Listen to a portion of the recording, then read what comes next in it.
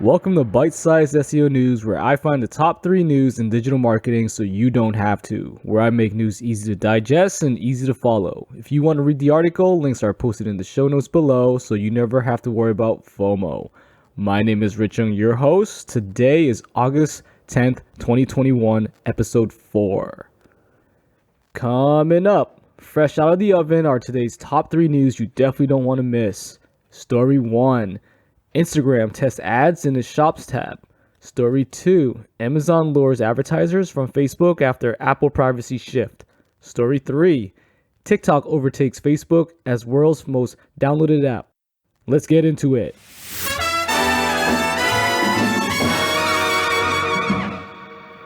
This one's from Sarah Perez of TechCrunch. Instagram is further investing in its e-commerce business called Instagram Shops, with the launch of a new advertising product called Ads in Instagram Shop.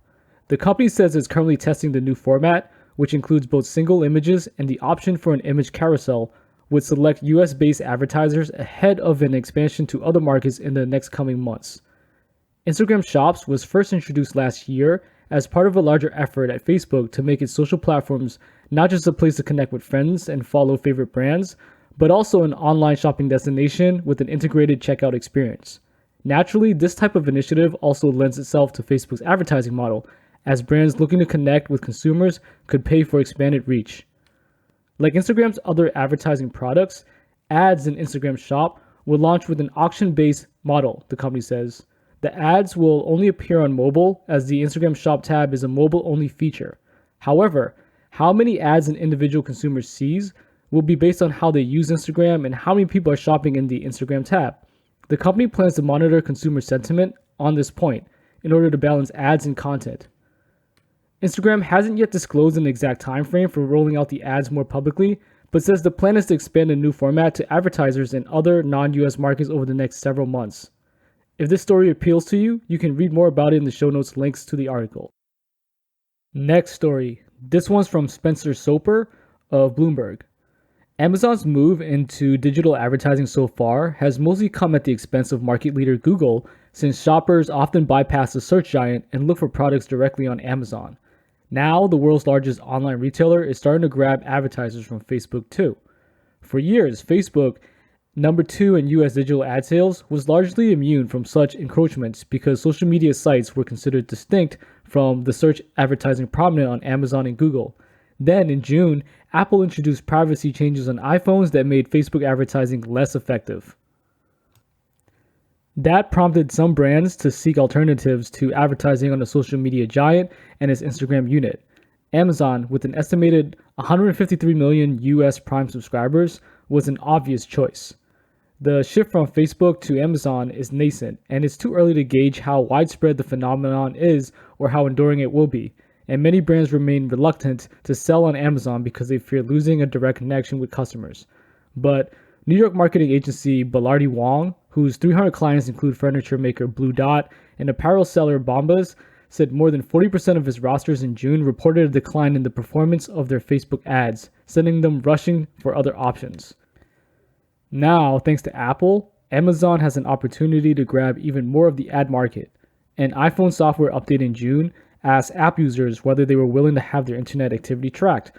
Industry-wide, users are opting to give apps permission to track their behavior only 25% of the time, according to Branch, which analyzes mobile app growth. Less tracking makes it harder for Facebook and other online companies to tailor their ads to help business find their promising customers. Despite reporting robust sales and earnings earlier this month, Facebook struck a cautious tone, saying that Apple's move could weigh on their growth this year. Investors who drove down the shares are also concerned that Facebook's robust sales growth during the pandemic could ease up as people spend less time on their phones and laptops. Amazon isn't the only business benefiting from Facebook woes. Brands are turning to social media influencers as well as traditional channels like broadcast media and direct mail. But it's hard to avoid Amazon despite the fact that it controls the customer's experience. Make sure to check out Spencer's article for more information. Our final story for today, this one's by Rei Nakafuji of Nikkei Asia.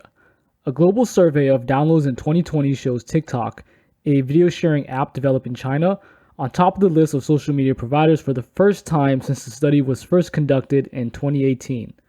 As the concern for personal privacy grows, Telegram, a messaging app that can delete posts, also ranked high during a year when social media use has been driven up by the COVID-19 pandemic.